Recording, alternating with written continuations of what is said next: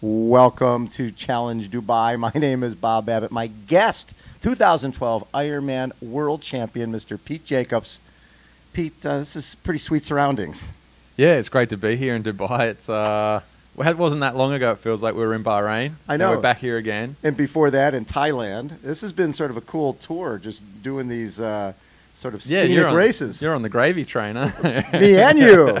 Hanging out with elephants in Thailand and all the rest of that. Yeah, It's good stuff. No, it's really good. But I have used the gravy train. I feel like my 2 years of Ironman World Champion the gravy train has ended. So it's time to 15 get real. minutes? It's time to get real. It's, particularly here where they didn't offer, big appearance fees for anybody. It was very much, everybody gets this same travel allowance. Sure. And everyone gets the same accommodation nights, and sort of, if you took that offer early, if it was offered to you, which, if you're in the top percentage of, 30, 40 athletes or males or whatever, you kind of got it offered to you. And, I think that was a fantastic way to do it. I really took that this year as my, no more going to races that I'm getting paid to go to. This year it is what races I want to do, what races I really want to win. Mm-hmm. And so I loved that this was the first race, and it just coincided perfectly with my mentality and the changes that I wanted to make this year. And what are some of those changes for you? Because, I think the hard part is when you win something like the Ironman World Championship, that's a lifetime goal to get there. And then you win it, and you do get a pass for a while, people going, Ironman World Champion, Ironman World Champion. But there is a point of the 15 minutes of fame that we talk about where people go, hey, he won that a long time ago. And you're going, it's 2012. It's not that long ago. But people still are like, what have you done lately? Yeah, and that was definitely, I'm not retired. I want to keep making a name for myself and keep moving forward with my career. So the last 2 years have been tough with injuries and fatigue and sort of going to races. And I had a really good plan last year. I wanted to do well in the full distance races. I wanted to do well in a validation race in May, which I ended up not being able to do. And then I still wanted to do well at Roth, and I couldn't. And, then I had to validate. It was all a mess. But I wanted to do well in the full distance last year and go for endurance and build up my endurance. So longer, maybe longer, slower training? Yeah, longer, slower, but also longer intensity as well. Also higher intensity. So just moderate intensity, but longer. And that just put me in a hole, fatigue, too many hours and that sort of thing. So completely changed my direction this year. And when they announced the Triple Crown in December, I was like, right, that's something completely different. It's much shorter racing than I was focusing on last year, much shorter training. And, I'd said to you in Kona before the race last year, I said, look, I've got endurance, but my fitness is not up there. Yeah. And that just didn't work out at all. And just even training for that sort of style didn't work for me at all. So this year, focusing on halves means I'm just doing, 2-hour bike rides, 2K swims, and, running. More intensity. Much more intensity. Much shorter, sharp efforts. Yes. My fitness is really good. I'm running fast. Haven't run the fast efforts that I've done this year faster than I've done in a couple of years because I haven't done that short, sharp stuff for years. Swimming, I'm swimming quicker than I have in years because I'm staying fresh. I'm not tightening up. I'm only swimming 2.5K at a time. Yeah. And then I get out. I'm done. And everyone else is in the pool for another hour. And it's fantastic. And so I'm just feeling fresh and fit. And that's my goals for this year is to do the halves really well. Yeah. I'm still going to validate. And I think I'll validate quite well because I'll be fresh and I'll be fit. And I've done so many, full distance. Sure. Up over just over 30. Mentally, you don't, know what that race is. Yeah. And mentally, I needed a break from that focus in training. I needed to just forget about that pressure this year. Yeah. And so I'll validate, but I think I want to validate well. Right. But without training for it. Just training for the halves and then just step up, do the race, and step back. What I was going to say, what's interesting, talking to Javier Gomez yesterday, I asked him how much change he put into his training going from Olympic to halves. And he said, not really. No. And if you think about it, marathoner, if somebody's a 5K or 10K guy, they're doing 80 to 100 miles a week, and they can step up to the marathon, maybe adding a long run, right? So for someone like yourself who's done a lot of long racing, getting that sharp edge back, I remember one time I was talking to Alberto Salazar, and he talked about when he was the 5K and 10K world record holder, that's when he won his first marathon. The speed is what transferred over, and sometimes he got to the point where he thought of himself as a marathoner and replaced quality with quantity and went backwards. Yeah. And that sounds like all of a sudden you're going, I'm an Ironman guy, I'm just going to go do long stuff. And you can get a little flat from doing that. Yeah, definitely. It's taxing physically and mentally. Yeah. You don't have the, I mean, even if you've done a little less intensity, but you may have used the same amount of heartbeats in a way because you've gone for more hours, but you don't have as many hours recovery before the next session because you've done a longer session. And you're aging. So, and you're aging. I love the Ryan Hall interviews that you do, and the recent one where he talks about fearless. He goes back to his short stuff straight after he's done a marathon, so he's, that's where he builds up for the next marathon. He starts out with speed work that he was doing back when he was, when he was in college. Yeah. So that's the mentality, I guess, to keep speed, keep fitness, get it up higher than it has been for a while being fresher than I have been, for a couple of years.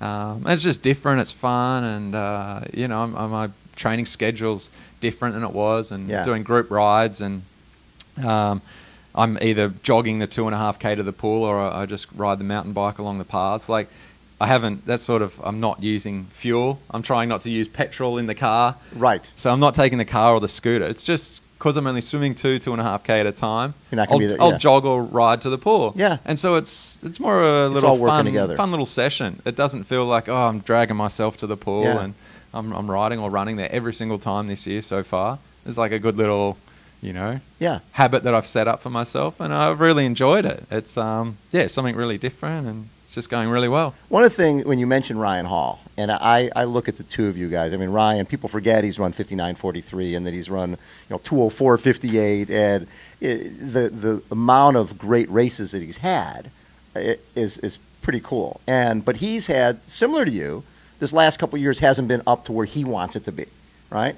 And I look at both of you guys, and I love talking to Ryan. You'd think he'd be a little bummed, and he's talking about, no, I'm still fearless. My best races are in front of me.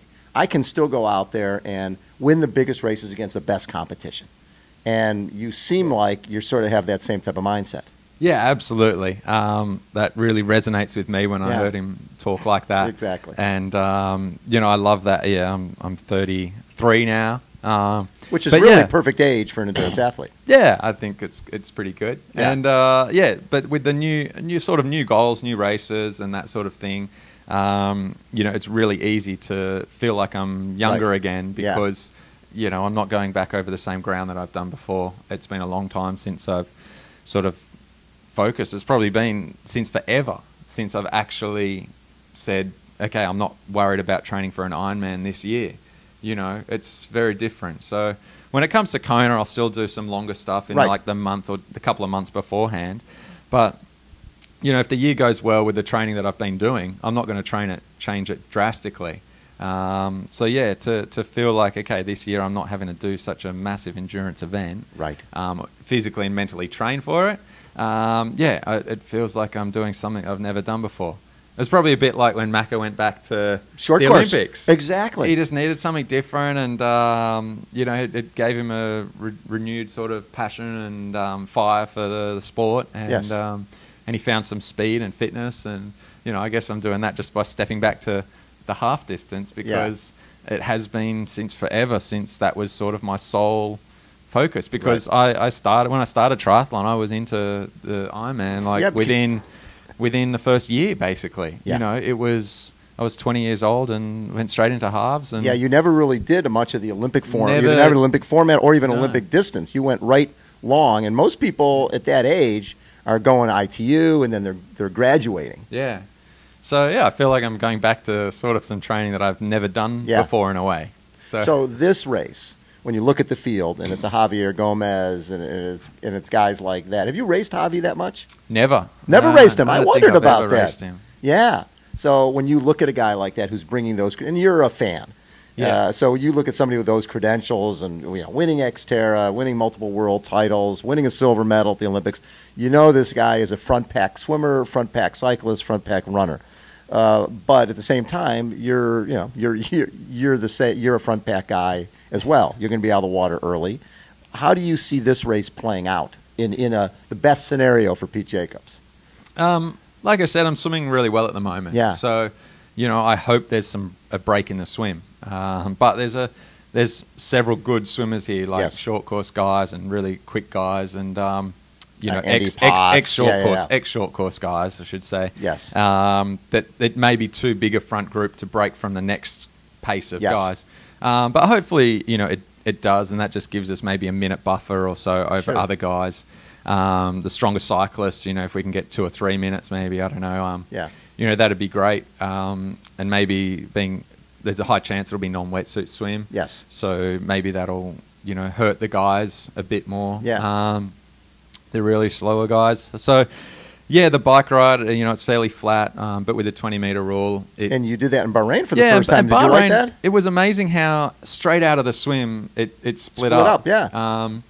Yeah, it was really strange that there was no big groups in Bahrain. None. So, It was a time trial. It looked like a time trial. yeah, it would be fantastic if that happened again, and everybody sort of rode their own pace and did that sort of race. And then the run, yeah, like I say, I'm always fresh first race of the season, and like a guy like Tim Reed that's been in such good form running. My first race of the season last year was his third, and it's the same again here. Yes. And I just outran him and ran really well at the same time of the year last year. So that's my little kind of gauge where I'm like, okay, I need to, if I can be just a step ahead of Tim Reed again, Yes. then that should put me, a step Right there. into the podium. Yeah. And, so I'm hoping that that's where I'm at for my first race of the season. So with this event, we're talking this $1 million challenge. So you said you're focusing on this anyways, right? You're focusing on these 3 races. If you win this race, and you have to win all 3 for $1 million, $1 million would be pretty sweet. And the other side of things is we just had our awards gala, and we had Meb Keflezighi there. And after 2008, people were like, the guy's done. Right? His hip is messed up. He'll never be back. Well, he goes and wins New York, and then he won Boston last year, and that was at the age of 39 when people are saying he'll never be back. For someone like yourself, I'm sure you've heard people are like, oh, my God, Pete's done. He's coaching himself. What's he doing? How do you overcome that? I mean, you know yourself very well. You've always been a very self-confident guy. Yeah.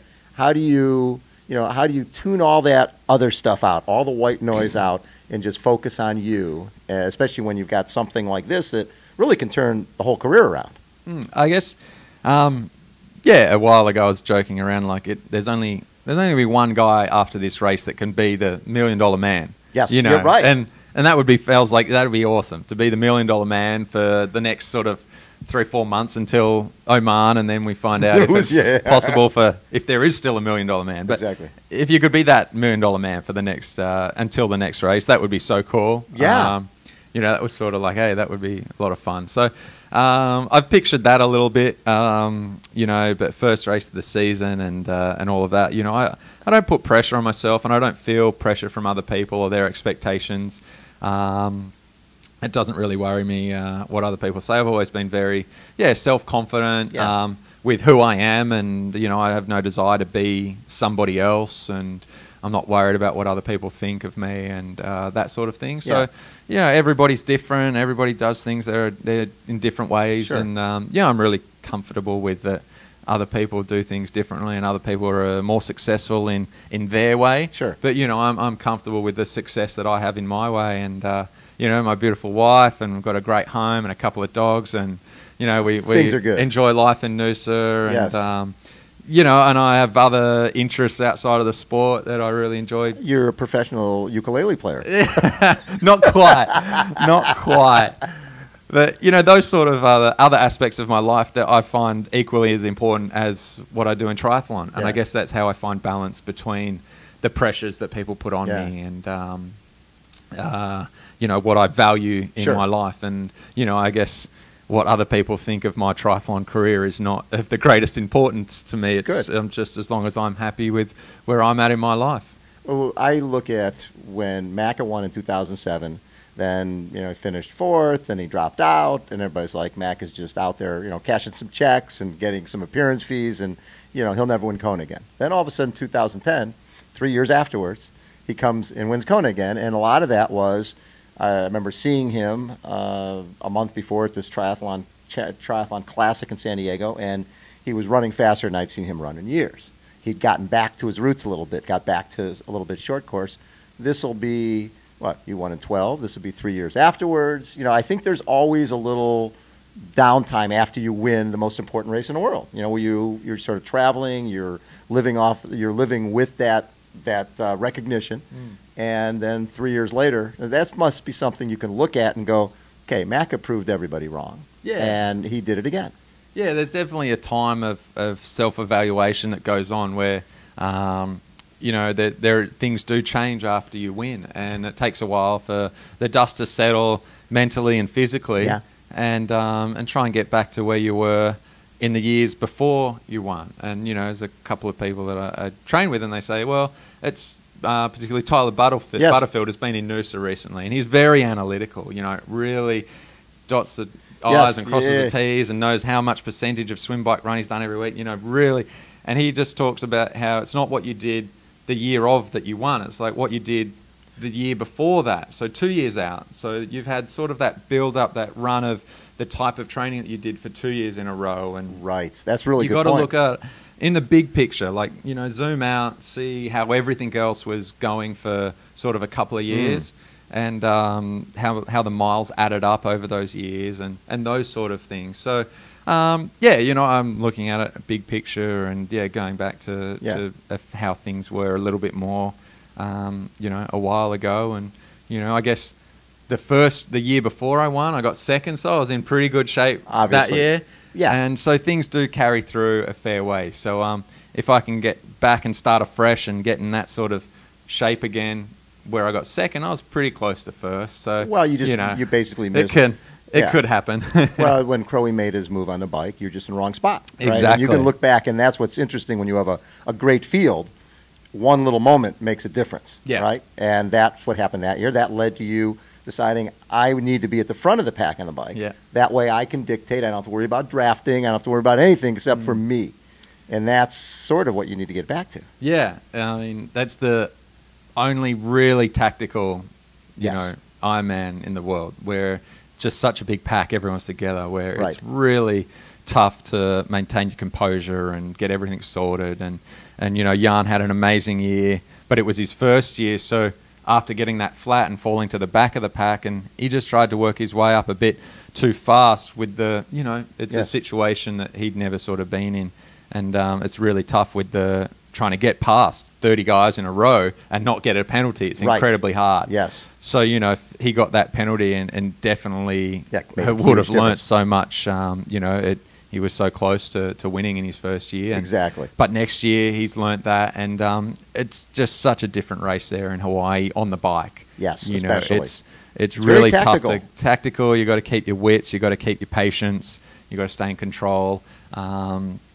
And just knowing when people are going to catch, like when Seb's going to catch, and when other people are going to make a move, and where you're really going to feel the pinch after that sort of a race on the bike, you know. So those sort of things, it's experience pays for a lot. So you mentioned Ryan Hall again, and one of the things that's been interesting, when Ryan had all the success, he was working with Terrence, and he was working up at the Mammoth Track Club and training with Meb and training with Dina, and had that group with him. And then he went off on his own and really has not had the same success, obviously. Now he's working with Jack Daniels, and he feels he's back. Are you self-coached? Are you working with a coach? And when you won, were you working with a coach? What's the difference in terms of the training makeup? My training makeup, the sessions are, I've always been self-coached, pretty much. Always. Yeah. No one's ever written me a program. But I guess going back to some speed work on the run, intervals, just getting that fitness. Yes. Because when you get off the bike in Hawaii, and, you know, I sort of just discovered this more recently again, you know, your heart in the heat, your heart rate's that much higher. Right. So you need to be that much fitter to sort of still run at 80%. Otherwise, you know, your heart rate's up into the 90%. You can't maintain that for a marathon, you know, up there after riding that long and everything. So to go back there with you know, the fitness that I had from sessions, run sessions that I was doing, swim sessions, and also just the biking as well. You know, this year I'm really looking forward to having fitness that I haven't had for 2 years, because yeah, I haven't done the routine interval sessions of the running that I had done for 2 or 3 years beforehand. Right. So I didn't have a coach, but I did the same sessions 3 years in a row or something, Yeah. you know, for my run, and my fitness was, you know, better than it had been ever. So looking back, I can see that fitness is, you know, something I just needed there, and I need, you know, in my triathlon career, at any race, I need my fitness back up where it was, you know, years and years ago from really quality run sessions. So yeah, that's sort of the plan, and I'll go back to, yeah, working on the speed, and you know, I just love running fast as well. You know, it's running would be the thing that I would do if I retired tomorrow. I'd just want to do running and you know, trail runs, long runs, and ultras, Love and that. try an ultra or something like that. But yeah, that's probably where my real passion is. Pete, thanks as always for taking so much time. I just love the fact that you've been, you know, so successful, and I love the fact that you're always willing to share what you're doing. So many people are very secretive about what they're doing. At the end of the day, there's really no secrets, right? No, because everyone's still going to do their own thing. Exactly. But you could lay out your training program, and you're like, have fun with that. You go do that and see after you get out of traction. And it wouldn't work for them anyway. Yeah, you know? no, never would. Yeah. All right. Pete Jacobs has been our guest. Have a great race on Friday. Thank you. Hopefully I'm talking to you after the race this time, not just pre-race. Exactly. We need to catch up after a race. We do. We need to catch up after a race. We're talking about, so now, Mr. $1 Million Man. Yeah, that'd be nice. That'd be pretty nice. Pete Jacobs has been our guest again. Challenge Dubai. My name is Bob Babbitt. Hold on, everyone. We'll be right back.